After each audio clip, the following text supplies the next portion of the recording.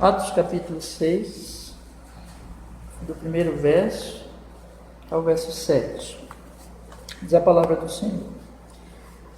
Ora, naqueles dias, crescendo o número dos discípulos, houve murmuração dos gregos contra os hebreus, porque as suas viúvas eram desprezadas no ministério cotidiano. E os 12, convocando a multidão dos discípulos, disseram: não é razoável que nós deixemos a palavra de Deus e sirvamos as mesas. Escolhei, pois, irmãos, dentre vós, 7 homens de boa reputação, cheios do Espírito Santo e de sabedoria, aos quais constituamos sobre esta necessidade. Mas nós perseveraremos na oração e no ministério da palavra.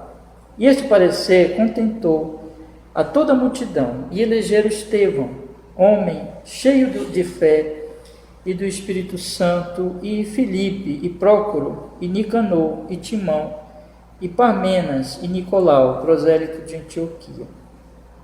E os apresentaram ante os apóstolos, e estes, orando, lhes impuseram as mãos. E crescia a palavra de Deus, e em Jerusalém se multiplicava muito o número dos discípulos, e grande parte dos sacerdotes obedecia à fé. Amém.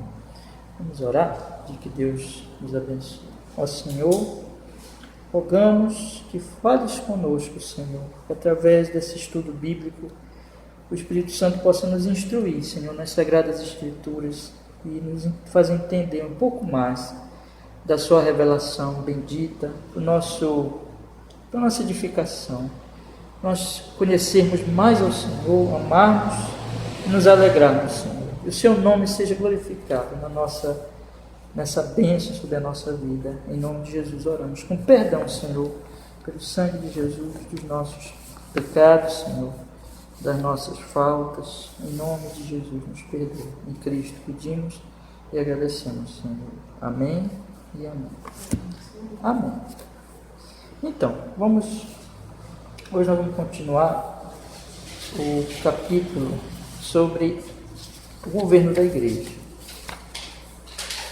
Para nós nos localizarmos, eu queria só relembrar vocês que nós estamos na segunda parte do nosso livro. O livro é dividido em 4 partes, né? A natureza da igreja, a autoridade da igreja, o propósito da igreja, o culto da igreja. Nós estamos no último capítulo da segunda parte, que é o governo da igreja. E nós, sobre a natureza da igreja, nós vimos as marcas da igreja, né? São as 3 marcas: a verdade, a unidade, a pureza e a verdade. Vimos que a membresia da igreja ela é importante, da igreja local, que são como um irmão que é unido pelo Espírito Santo à igreja no sentido espiritual invisível. Ele buscará naturalmente se unir a uma igreja visível, uma igreja local. Os deveres desses membros, capítulo 3, tem a ver com promover aquilo que são as marcas da igreja: a unidade, a pureza e a verdade. No capítulo 2, nós vimos sobre a autoridade da igreja, capítulo 4, que fala do poder e da disciplina da igreja. A igreja tem, quando ela está debaixo da palavra de Deus, ela tem o poder e ela tem a disciplina ali, o poder de disciplinar. Nós vimos que Deus instituiu os oficiais da igreja, que basicamente são 2 ofícios, o pastor e o diácono. E dentro dessa questão, né, da parte 2 da autoridade da igreja, e agora nós estamos vendo sobre o governo da igreja. Uma coisa que eu falei para vocês, e é por isso que eu estou lendo sempre aqui esse capítulo, que esse governo é um governo dividido assim, nas suas responsabilidades. Não há um poder absoluto na mão só de uma pessoa, mas uma parte fica na mão dos presbíteros, do governo da igreja, e outra parte fica na mão da comunidade, da própria igreja local, né? Então, não há um poder absoluto na mão só de uma pessoa. E aqui nós observamos isso, só relembrando, que os apóstolos, quando teve essa necessidade das viúvas, eles não decidiram tudo sozinhos, né? Mas eles escolheram Eles fizeram aqui a proposta, colocaram que não era bom que eles deixassem de pregar a palavra para cuidar das viúvas, das mesas, servir as viúvas, mas que os irmãos escolhessem homens. Aí deram aqui as qualificações: cheios do espírito de sabedoria, os quais constituamos sobre esta necessidade, né? Então, nós vimos aqui que os irmãos escolheram, a igreja escolheu Estevão, Filipe, Prócoro e assim por diante. E os apóstolos, eles oraram impondo as mãos. Mas veja que então há uma presidência aqui, um direcionamento dos apóstolos, mas não há um poder absoluto. Tanto que são os irmãos que escolhem, e a igreja, o parecer dos apóstolos, diz o versículo 5, contentou a toda a multidão, mostrando então que não havia ali, meus irmãos, uma ditadura, né, que é um poder de uma só pessoa absoluta. Então nunca é assim no governo da igreja. Então é um poder que está ali, podemos dizer assim, dividido ou compartilhado entre partes, né? Compartilhado entre partes, ficou esquisito, mas dividido entre os presbíteros e a igreja inteira. Então, na página 131, eu vou só citar aqui até onde nós já lemos, página 131, nós vimos, o pastor coloca aqui, ele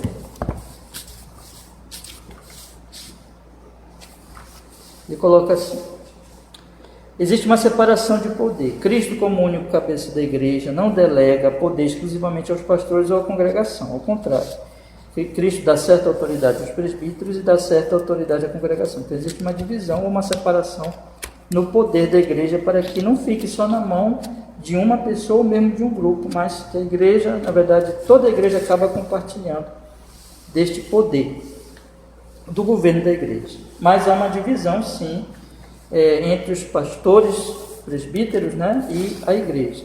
Qual é a responsabilidade e a autoridade dos presbíteros? Eles presidem, ele diz aqui, e eles, porém, não são ditadores e não vão mandar na vida privada das pessoas, mas eles vão dar, como ele coloca aqui, os pastores, Deus responsabiliza os pastores por zelar pela vida espiritual da congregação e pela direção geral da igreja. Eu gosto dessa expressão aqui, direção geral. Os pastores não devem dominar a herança de Deus, né? Então, eles não são ditadores que vão ali dizer todos os detalhes como os irmãos devem fazer, mas eles vão dar a direção geral pela palavra, pelo aconselhamento, sendo modelos do rebanho. Então, os membros devem prestar conta aos pastores, não devem respeitar a sua autoridade, né? Os pastores fiéis. Então, nós vemos aqui que nessa parte da autoridade do pastor, dos presbíteros, ele coloca os dois extremos, né? Que é o pastor, que ele já quer ser um ditador, e o outro extremo é a rebeldia dos congregados, dos membros da igreja. Então, uma coisa ou outra está errada. Então, o que deve acontecer? O pastor deve liderar com amor, dando os princípios gerais das Escrituras, e a igreja deve respeitar o seu pastor, deve se submeter à autoridade do pastor e não se rebelar. Então, é assim que acontece. E qual é a autoridade dos membros, irmãos? Aqui eu quero ler rapidamente. Semana passada eu já li, mas eu acho bom nós lermos de uma vez esse trecho. Não é muito grande, eu queria fazer isso hoje. Eu acho melhor assim, para nós concluirmos aqui esse capítulo. Então, eu vou ler a partir da página 136. Como eu já dei algumas explicações na semana passada, eu vou só ler e dar algumas breves, acrescentar algumas breves explicações aqui, mas explicar melhor a partir do ponto 4 aqui, que nós ficamos mais aqui. Então, autoridade dos membros. Os pastores têm autoridade, mas não têm uma autoridade absoluta, como nós já temos falado, né? A congregação também tem uma medida de autoridade, e cada membro da igreja a cada membro da igreja foi dada autoridade por Cristo em pelo menos 5 áreas, né? Então isso aqui é bem interessante de destacar, essas 5 áreas aqui, que é muito bíblico, Primeiro, reconhecer e receber novos membros. Todos os candidatos a novos membros devem ser confirmados pela igreja para que sejam admitidos como membros. Por exemplo, antes da igreja em Jerusalém aceitar Saulo, foi necessário que eles soubessem de sua conversão. Enquanto a membresia na igreja não pode ser negada, nem mesmo ao crente mais fraco, desde que faça uma profissão de fé confiável e esteja caminhando em obediência, a congregação deve ter oportunidade de protestar contra qualquer candidato à membresia que eles saibam que está vivendo uma vida abertamente escandalosa. Então, não é o pastor, veja a divisão, né, de poder aí. Não é o pastor tem autoridade, tem parte do governo da igreja, mas não é um poder absoluto. Não é ele que dizer se vai ser membro ou quem não vai ser membro, mas a congregação, através da análise, né, claro que os pastores eles têm uma responsabilidade grande nisso, possivelmente podemos dizer até maior, né, porque eles vão, como eu já ouvi alguém dizer, os pastores são os porteiros da igreja, né? Então, claro que passa por eles a questão dessa análise, de uma conversa com os candidatos, do ensino, de observar realmente os frutos. Eles são os principais responsáveis por isso, mas não só eles, mas a igreja inteira deve observar a profissão de fé das pessoas e a vida das pessoas, e a igreja inteira deve, ou pelo menos, né, sem haver nenhum testemunho grave contra aquela pessoa, né, a maioria da igreja aprovar realmente aquela pessoa como um membro. Até o crente mais fraco pode entrar na igreja, mas a congregação deve ter oportunidade, como ele diz, de protestar contra qualquer candidato à membresia, que eles saibam que está vivendo uma vida abertamente escandalosa, né? Aí não, né? Aí então a igreja, ela que realmente pode desaprovar isso, né? Número 2, a segunda responsabilidade dos membros, meus irmãos, escolher seus próprios líderes. A congregação não só tem autoridade para reconhecer e receber novos membros, como também tem autoridade para reconhecer e receber seus próprios líderes. É o que nós vimos aqui em Atos 6. Quem foi que escolheu Estevão, Filipe, Nicanor e assim por diante? Foi a congregação, né? Então, nem o Estado, nem uma organização de fora da igreja tem o direito de instituir líderes nela. Esse direito pertence a cada igreja local. Atos 14, 23. Eu não sei se eu li esse texto semana passada, mas vamos fazer a leitura aqui, que é muito, muito importante. Atos 14, 23.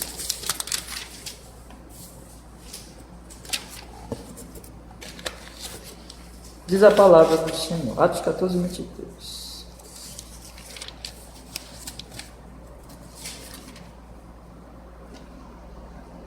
E havendo-lhes por comum consentimento eleito anciãos em cada igreja, orando com jejuns, os encomendaram ao Senhor em que haviam crido. Né?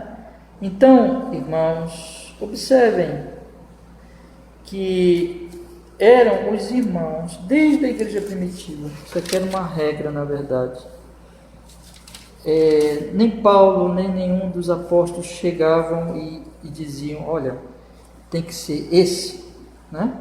Mas, havendo-lhes por comum consentimento eleito anciãos, então eles eram eleitos, anciãos aqui são os presbíteros, os pastores, eleito anciãos, com consentimento eleito anciãos em cada igreja, orando com jejuns, os encomendaram ao Senhor em que haviam crido. Então, oravam por aqueles irmãos. Então, a igreja elege. Eu já estudei aqui com vocês, dentro do livro também, que os chamados ao ministério, eles vão ter certas características e a igreja vai reconhecer isso. Então, o pastor já falou aqui numa parte do livro que eu já estudei com vocês, que isso vai acontecer. E até eu comentei, né? Que de um moço que ele dizia assim, eu quero ser pastor, mas a igreja não reconhecia, e ele ficava em dúvida. Provavelmente ele não foi chamado, né? Porque senão a igreja reconheceria. Então, e é a igreja local que escolhe, irmãos, os seus presbíteros, os seus anciãos, os seus pastores. Então, primeiro, ela reconhece e recebe novos membros, e segundo, a igreja escolhe seus próprios líderes. Um detalhe aqui que ele coloca e que eu quero falar também. Nenhuma organização de fora da igreja tem o direito de instituir líderes nela. Esse direito pertence a cada igreja local. Nem governo, nem outra instituição qualquer pode instituir o pastor de uma igreja local, né? Então, nós sabemos que tem igreja que faz assim, denominações, né? Mandam o pastor para aquela igreja local, são eles que mandam na igreja que escolhe. Isso não é bíblico, meus irmãos. Então, biblicamente falando, é a igreja local que aprova o seu pastor, ou não aprova algum candidato que apareça, né? Terceiro lugar, irmãos, então vimos já duas responsabilidades da igreja no governo: reconhecer e receber novos membros e escolha dos seus líderes. Terceiro lugar, supervisionando seus líderes. Os membros são responsáveis por se submeter aos seus pastores, mas os membros também são responsáveis por supervisionarem os seus pastores por meio da palavra de Deus. Guardar a verdade é responsabilidade de cada membro, porque os pastores são reconhecidos e aprovados pela congregação. A congregação tem autoridade de nomear seus próprios líderes, bem como de remover aqueles que não mais cumprem as qualificações bíblicas que Deus exige dele. Aquelas qualificações que Paulo fala lá em 1 Timóteo, capítulo 3. Os pastores que se desviam doutrinária ou eticamente devem ser submetidos à disciplina que Deus deu ao corpo da igreja. Os pastores também são membros da igreja e nenhum membro está isento de responsabilidade. Eles, como qualquer outro membro, não estão isentos de disciplina da igreja. Vamos olhar aqui 1 Timóteo 5,19, texto muito interessante sobre isso. 1 Timóteo 5,19. 1 Timóteo 5,19. Não aceites acusação contra o presbítero, senão com 2 ou 3 testemunhas. Vou ler de novo. 1 Timóteo 5,19. Não aceites acusação contra os presbíteros, senão com 2 ou 3 testemunhas. Observem que pode ser feita acusação. Aqui é uma prevenção do apóstolo Paulo, porque como os pastores são mais visados, eles podem ser acusados injustamente, então tem que ter muito cuidado com a acusação contra o pastor. Mas os pastores também devem passar por disciplina se estiverem pecando, se estiverem errando e falhando. Ele coloca aqui o pastor Jeffrey Johnson, muito importante o resumo que ele faz. Doutrinariamente e eticamente, né? Os pastores que se desviam doutrinário e eticamente. Então aqui esse texto mostra que os membros eles devem disciplinar. O pastor é ovelha como todas as ovelhas, só que é uma ovelha, vamos dizer assim, que foi chamada por Deus para ser pastor, para servir a igreja, né? Como eu já disse para vocês algumas vezes aqui, que o pastor Paulo Anglado, por exemplo, dizia para nós, né, lá no seminário, nós somos servos dos servos, né? Então o pastor, na verdade, como o Senhor Jesus disse, que aqueles que querem ser os líderes sejam que vos sirvam, os pastores são os servos da igreja, né? Mas eles continuam ovelhas. Então, não é porque eles são líderes que eles estão isentos da disciplina. Caso um pastor, então, erre se desvie doutrinariamente, comece a ensinar heresia graves, né? Ou eticamente ele comece a ter uma vida imoral, aí ele deve ser disciplinado, evidentemente. E a igreja tem responsabilidade disso, né? Vou continuar lendo aqui. As congregações não podem negligenciar essa responsabilidade. Os membros da igreja que tolerarem a falta de ortodoxia, falta de boa doutrina, né, escândalo ético ou abuso em sua liderança serão responsabilizados por Deus. Isto é, Deus coloca a culpa pela ascensão de falsos mestres sobre os congregantes que têm comichão nos ouvidos. 2 Timóteo 4,3. Vamos aproveitar e ler também esse texto, 2 Timóteo 4,3.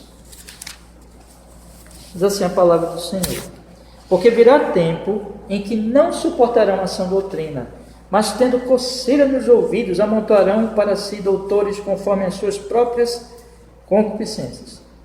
Então veja, irmãos, que há uma questão que nós devemos sempre lembrar, de que existem falsos profetas, mas existem falsos profetas porque existem pessoas que querem a mensagem dos falsos profetas, que têm coceira nos ouvidos. E como diz Paulo aqui, querem, não suportam a sã doutrina, mas tendo coceira nos ouvidos, amontoarão para si doutores conforme as suas próprias concupiscências. Então o pastor começa a pregar heresias e tem uma vida imoral, e a igreja não faz nada, mas se agrada daquilo, começa a seguir aquelas heresias e começa a não se importar com a vida imoral, porque na verdade, no final das contas, eles estão se agradando daquilo, porque aqueles ensinos falsos são conforme as suas concupiscências, os seus desejos pecaminosos. Irmãos, isso é grave. Então a igreja, ela é responsável, se é uma igreja verdadeira, as ovelhas de Jesus, lembra que Jesus disse: as minhas ovelhas ouvem a minha voz, elas não vão ouvir um falso pastor.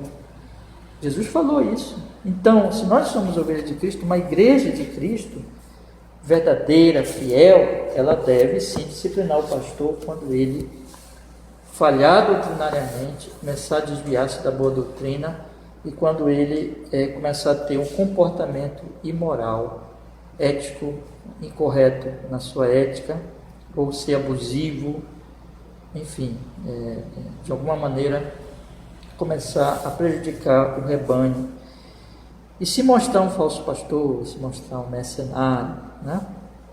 Vocês percebem o equilíbrio do livro aqui? Eu acho bem interessante, porque é muito bíblico.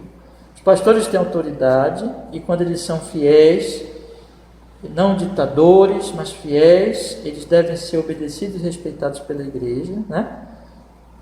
Por outro lado, irmãos, igrejas, pastores abusivos, pastores que pregam incorretamente, que têm uma vida imoral, eles devem ser disciplinados, né? Então isso é responsabilidade da igreja. Então a igreja deve obedecer os seus pastores, mas não pode fechar os olhos para erros graves na doutrina de uma vida imoral. Então, vimos já 3 responsabilidades dos membros: reconhecer e receber novos membros, escolher seus próprios líderes, supervisionar seus líderes, e 4, supervisionar os membros, supervisionando os membros. Então ele coloca aqui: os membros da igreja também têm autoridade de manter um relacionamento de prestação de contas de uns para com os outros. Embora existam papéis distintos entre pastores e membros, um lidera e o outro segue sua liderança, eles têm o mesmo objetivo: manter a unidade, pureza e verdade. Lembra que nós já falamos, né, que é o papel dos membros, manter a unidade, a pureza e a verdade na igreja. E tem as mesmas tarefas básicas: amar, edificar, cuidar e zelar uns dos outros. Pastores são chamados a liderar o rebanho, e o rebanho é chamado a seguir os ensinamentos e exemplos dos seus pastores. Pastores são chamados para ensinar os membros a realizarem a obra do ministério. Pastores são chamados não somente para vigiar e cuidar do rebanho de Deus, mas também para equipar o rebanho a vigiar e cuidar uns dos outros.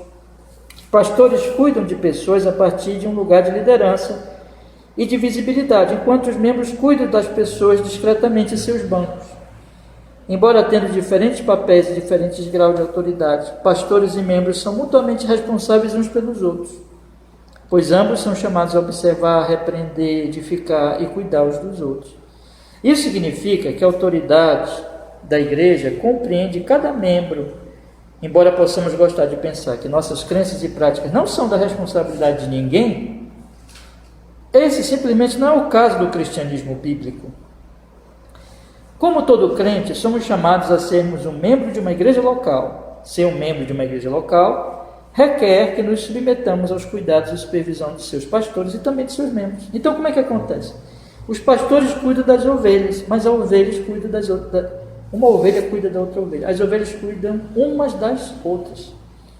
O que ele está ensinando aqui é que os pastores, eles equipam as ovelhas através das pregações, dos ensinos, do exemplo, do aconselhamento, para que elas cuidem umas das outras, né? Então, supervisionando, cuidando, isso faz parte também do governo da igreja. Há diferentes graus de autoridade aqui. O pastor, como ele coloca, ele cuida das ovelhas na posição de liderança, mas as ovelhas ali nos bancos, discretamente, nas conversas. Vocês já pararam para pensar no culto? Por que nós não ficamos cultuando em casa, mas nós temos que nos reunir com o povo de Deus? Por que nós cantamos juntos? Por que nós ouvimos a pregação juntos no mesmo local? Porque com tudo isso nós estamos fortalecendo uns aos outros e cuidando uns dos outros no culto. O culto ele é um exemplo disso aqui, de que o pastor está pregando, mas veja, toda a congregação está reunida, cantando juntos, orando juntos, né? Então isso é um apoio mútuo que um está dando para o outro. Quando acaba o culto, vão conversar, vão se apoiar, vão falar da pregação, sobre o assunto da pregação, vão falar de suas lutas, vão pedir oração, vão conversar, e às vezes haverá necessidade de um irmão corrigir o outro, ou consolar, ou ajudar em algum sentido, instruir em alguma dúvida. Então, isso não é só o pastor, mas um deve apoiar o outro. Então, meus irmãos, esse é o papel de cada membro da igreja. Eu queria ler um texto aqui, dentro desse aspecto, que é bem interessante. Efésios 4:12. Vamos ver aí? Efésios 4:12.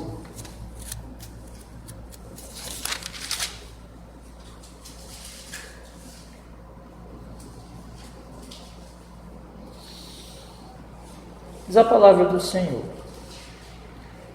querendo o aperfeiçoamento dos santos para a obra do ministério, para a edificação do corpo de Cristo. Vamos ler o 11 e o 12. E ele mesmo deu uns para apóstolos, e outros para profetas, e outros para evangelistas, e outros para pastores e doutores, querendo o aperfeiçoamento dos santos para a obra do ministério, para a edificação do corpo de Cristo. Observe então que os ofícios, esses homens chamados para ser apóstolos, profetas e evangelistas, isso aqui passou, não existe mais, era para o início da igreja, né?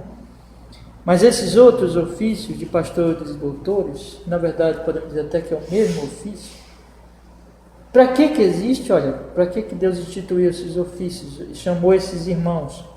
Querendo o aperfeiçoamento dos santos para a obra do ministério, para a edificação do corpo de Cristo, até que todos cheguemos à unidade da fé. Então os pastores instruem, mas o corpo de Cristo ele vai sendo edificado. É claro que isso significa que um vai apoiando e edificando o outro, né?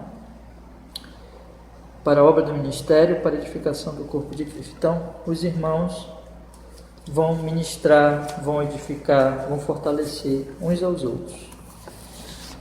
Vamos orar por isso, né, meus irmãos? Para que Deus abençoe aqui a nossa igreja local nesse sentido cada vez mais, e as outras igrejas também.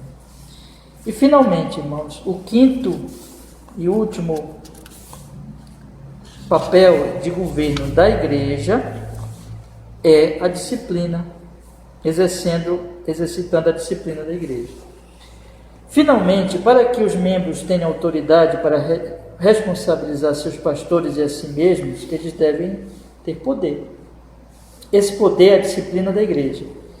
Embora sejam necessárias testemunhas adicionais para cada passo progressivo do processo disciplinar, um único membro tem o direito e o poder de iniciar o primeiro passo da disciplina da igreja, o confronto privado. Então vocês lembram, né, como Jesus ensinou. A disciplina, ela tem um passo, primeiro, privado. Se um irmão está cometendo um pecado grave, um outro sabe, não conta para ninguém, né? mas vai com esse irmão e exorta ao arrependimento. E aí tem um processo, né? Se ele se arrepende, acabou ali, encerrou ali. Mas se ele não se arrepende, continua no seu pecado, aí ele chama mais irmãos maduros para ajudá-lo no aconselhamento com aquele irmão. E eles não vão falar nada para ninguém. Aí, se ele se arrepender naquele segundo passo, encerrou ali, né? E, geralmente, como nós temos dito, esse segundo passo o pastor já deve participar, né? E, em terceiro lugar, se aquele irmão não se arrepende, aí sim, em último caso, vai falar para a igreja. Então, meus irmãos, isso fala também de autoridade. Cada membro da igreja, ele tem uma autoridade para iniciar um processo de disciplina, né? Ali na exortação privada, no conselho ao irmão que estiver errando gravemente na igreja. Então, isso fala, como ele diz aqui, embora sejam necessários testemunhos adicionais para cada passo progressivo do processo de disciplina, um único membro tem direito e o poder de iniciar o primeiro passo da disciplina da igreja. Aquilo que eu falei, aquele primeiro passo começa com um único membro, né? Aí ele continua assim: a autoridade dada à congregação para realizar a disciplina da igreja vai além da autoridade investida aos seus pastores. Os líderes da igreja não são livres para realizar o passo final da disciplina sozinhos. Embora o confronto privado possa ser realizado por um único pastor ou por um membro individual, a excomunhão é realizada pela congregação. Então, a igreja inteira só é que pode excomungar alguém, não o pastor que vai excomungar. Então, esses passos da exortação privada, aí segundo passo, a exortação com algumas testemunhas, e o último passo, que é a exortação da igreja inteira, aí é só no último passo que é a pessoa excomungada, porque é a igreja inteira que vai excomungar. Vamos olhar 1 Coríntios 5, 4 e 5, por favor. 1 Coríntios 5, 4 e 5. 1 Coríntios 5, 4 e 5. 1 Coríntios 5, 4 e 5. Em nome, diz assim o apóstolo Paulo, 1 Coríntios 5, verso 4 e verso 5. Em nome do nosso Senhor Jesus Cristo, juntos vós e o meu Espírito, com o poder de nosso Senhor Jesus Cristo, seja este tal entregue a Satanás para a destruição da carne, para que o Espírito seja salvo no dia do Senhor Jesus. Então aqui, esse caso, né, de disciplina dessa pessoa da igreja de Corinto que estava em pecado de fornicação, possuindo a mulher de seu pai, aí Paulo diz para a igreja inteira reunida, olha o versículo 4, em nome de nosso Senhor Jesus Cristo, ou seja, Jesus que está liderando isso, é segundo a vontade de Jesus, Jesus disse para fazer isso, juntos vós e o meu Espírito com o poder de nosso Senhor Jesus Cristo, seja tal entregue a Satanás. Então a igreja inteira que excomunga. Então veja que a igreja tem essa responsabilidade também, no caso de um pecado grave como esse aqui. Continuando a leitura do livro, o pastor diz assim: porque a disciplina da igreja reside no poder do corpo local, a igreja local é autônoma. Por isso é impossível para uma congregação local, disciplinar ou não membros e também... deixa eu ler aqui de novo. Por isso é impossível para uma congregação local disciplinar os não membros. E também não é bíblico que uma igreja local seja governada por pessoas não membros dela, tais como uma junta externa de consultores ou um presbitério. A autoridade da igreja para governar a si mesma está dentro da igreja da Assembleia Local. Em resumo, os membros da igreja não são obrigados a se submeterem a líderes terrenos que não têm autoridade ou capacidade de disciplinar. Assim, a igreja, com seus pastores e membros, tem autoridade de cumprir sua responsabilidade de supervisionar e governar a si mesma sob a chefia de Cristo. Que responsabilidade! Mas também que bênção que Deus deu ao seu povo quando os chamou para se submeterem coletivamente uns aos outros como ao Senhor. Então, irmãos, a igreja não pode disciplinar quem não é membro, mas a igreja também não pode, como ele coloca aqui, não pode ser governada por quem também não é membro dela, né? Então, a igreja local é autônoma, segundo as Escrituras, né? Nós sabemos que nem toda denominação segue este princípio, né? Mas a Bíblia, segundo as Escrituras, segundo o que mostra as Escrituras, é assim que deve ser. Então, nós não podemos disciplinar um não membro da igreja local e nós não temos também que nos submeter a uma liderança ou junta, ou o que for, que não seja da igreja local. Conclusão. Assim, um detalhe, né? Ele fala aqui, que responsabilidade a igreja tem. É muito sério, né, irmãos? Mas é uma bênção também que Deus deu ao seu povo quando o chamou para se submeterem coletivamente uns aos outros como ao Senhor. Conclusão. Em conclusão, a Escritura chama todos os cristãos a se submeterem uns aos outros.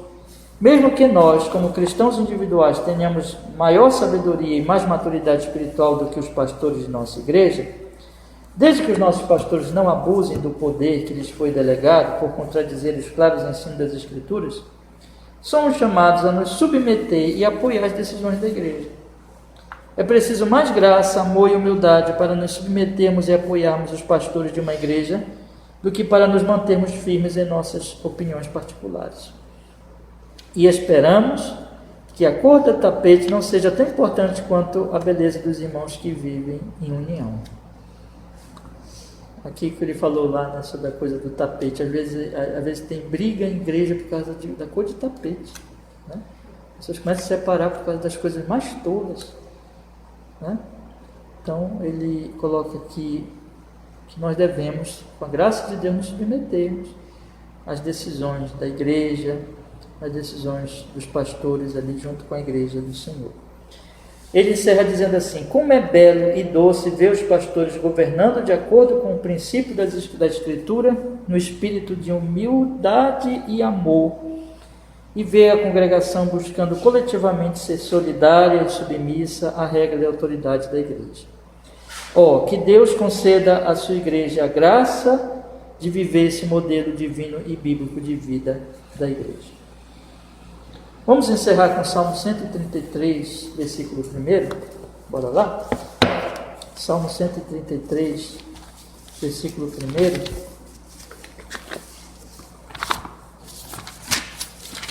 Salmo 133, versículo 1. Diz a palavra do Senhor. Quão bom e quão suave é que os irmãos vivam em união. Irmãos, ele coloca que precisamos de graça para isso. Que nós oremos muito por nossa igreja local, para que o Senhor nos conceda essa graça, né? Para amarmos e servirmos uns aos outros. A mim, como pastor, para ser, pela graça de Deus, pastorear, liderar o rebanho e os membros também exercendo a sua autoridade, sua parcela de governo de autoridade. O pastor exercendo a sua, os oficiais exercendo a sua e os membros exercendo a sua. E Deus, pela sua graça, tornando a igreja bonita, como é bom e suave que os irmãos vivem em união. Amém. Vamos orar, né? Que o Senhor nos abençoe. Semana que vem nós vamos entrar na parte 3 do livro, o propósito da igreja. Vamos orar. Senhor, obrigado, porque estamos estudando a sua bendita palavra, Senhor, na leitura deste livro. E nós pedimos pelo seu Espírito Santo, o Senhor nos conceda a graça para que nós possamos, Senhor, exatamente como o pastor coloca aqui, exercermos essa autoridade, esse governo da igreja, Senhor, para a glória do Teu nome, para o bem uns dos outros, servindo uns aos outros. Senhor, em nome de Jesus, faz isso em nós e abençoa todas as igrejas pela terra, Que o Senhor possa operar cada vez mais essa verdade, essa graça. Em nome de Jesus.